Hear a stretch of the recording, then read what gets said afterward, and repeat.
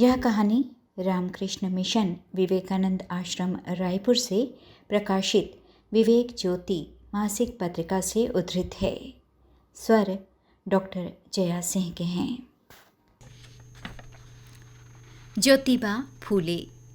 ज्योतिबा फूले का जन्म 1827 में हुआ। उनकी पिछली पीढ़ियां फूल बेचने का काम करती थी, इसलिए उनका नाम फूले पड़ा। उनके पिताजी का नाम गोविंदराव था और माता का नाम चिमणाबाई। ज्योतिबा जब 9 महीने के थे तभी उनकी माँ चल बसी थी। उनका लालन पालन उनकी मौसेरी बहन सगुणा बाई ने किया। उनके पिता का सपना था कि उनका बेटा पढ़ लिख कर बहुत आगे बढ़े। उन्होंने अपने पुत्र को अंग्रेजी स्कूल में प्रवेश कराया, किंतु ज्योतिबा के जाति वालों ने उनका घोर विरोध किया और कहा कि अंग्रेजी स्कूल में जाने से बच्चा बिगड़ जाएगा। इस स्कूल के बारे में ऐसी भी खबरें थी कि वहाँ बच्चों को पढ़ाई के बहाने ईसाई बना दिया जाता है। बिरादरी के लोगों ने उनके पिता को धमकी दी कि यदि वे अपने पुत्र को अंग्रेजी स्कूल से नहीं निकालेंगे तो वे उन्हें अपनी जाति से निकाल देंगे। उनके पिताजी को भी लगा आखिर पढ़ लिख कर तो उसको खेती ही करनी है। इस प्रकार 9 साल के ज्योतिबा को स्कूल से निकाल दिया गया और उन्हें खेती के काम करने के लिए कहा गया। बेचारा ज्योतिबा करता भी क्या। वह पूरा दिन खेती का काम करता और रात को दिए के प्रकाश में पढ़ता। पढ़ने में उनकी बहुत रुचि थी। एक बार उनकी मौसेरी बहन सगुणाबाई ने ज्योतिबा के पिता गोविंदराव के परिचित किसी से कहा कि वे उन्हें कहें कि ज्योतिबा को फिर से अंग्रेजी स्कूल में दाखिला दे। इस प्रकार बहुत प्रयासों के बाद ज्योतिबा फिर से अंग्रेजी स्कूल में पढ़ने लगे। पढ़ाई के साथ वे नियमित अच्छा व्यायाम भी करते थे। तब हमारा देश अंग्रेजों के पराधीन था। ज्योतिबा ने भी अपना नाम क्रांतिकारियों के एक दल में लिखवा दिया। उन्होंने अपने पिता से यह बात कही, किंतु उन्होंने कहा कि पहले पढ़ाई में ध्यान दो। उस समय समाज में बहुत जाति भेद था। ज्योतिबा के परिवार को उस समय निम्न जाति का माना जाता था। उच्च जाति के लोग उन्हें समाज में अपने समकक्ष नहीं मानते थे और आदर भी नहीं करते थे।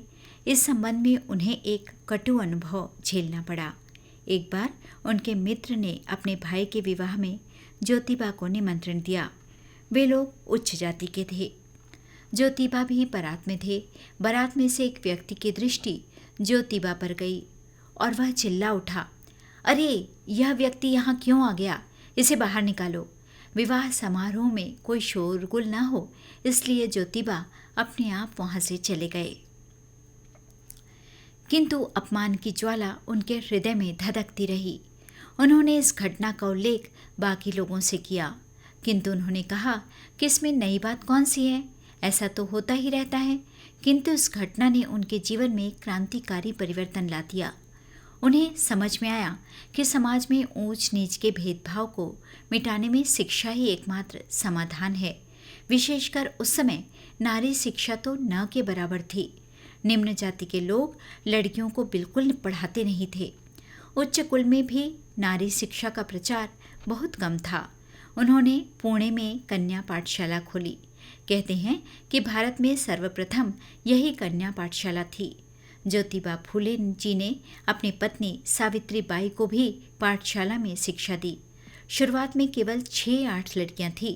जाति प्रथा के कारण माता पिता अपनी लड़कियों को इस पाठशाला में भेजते नहीं थे। जो लड़कियां पढ़ने जाती थीं, उनके माता पिता को भी बहुत भला बुरा सुनना पड़ता था। 4 वर्षों में उन्होंने 18 पाठशालाएं खोल दी।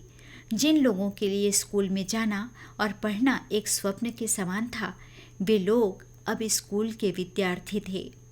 ज्योतिबा के पिता को भी बहुत धमकियां मिलने लगी। उन्हें कहा गया, अपने बेटे और बहू को पाठशाला बंद करने के लिए कहो, नहीं तो तुम्हें जाति से बाहर निकाल देंगे। उनके पिता ने उन्हें पाठशाला बंद करने के लिए कहा। ज्योतिबा अपने पिता को बहुत मानते थे, किंतु ज्योतिबा के सामने उन लाखों लोगों की दरिद्रावस्था का चित्र था। उन्हें और उनकी पत्नी को अपने पिता के घर से अलग होना पड़ा। ज्योतिबा और उनकी पत्नी सावित्री देवी ने शिक्षा के क्षेत्र में और जाति भेद को दूर करने के लिए अनेक कार्य किए और अपना पूरा जीवन देश की सेवा में न्यौछावर कर दिया। बच्चों, युवकों के चरित्र गठन, शारीरिक, मानसिक, बौद्धिक, नैतिक और आध्यात्मिक विकास के लिए विवेक ज्योति यूट्यूब चैनल को सब्सक्राइब, लाइक और शेयर करें।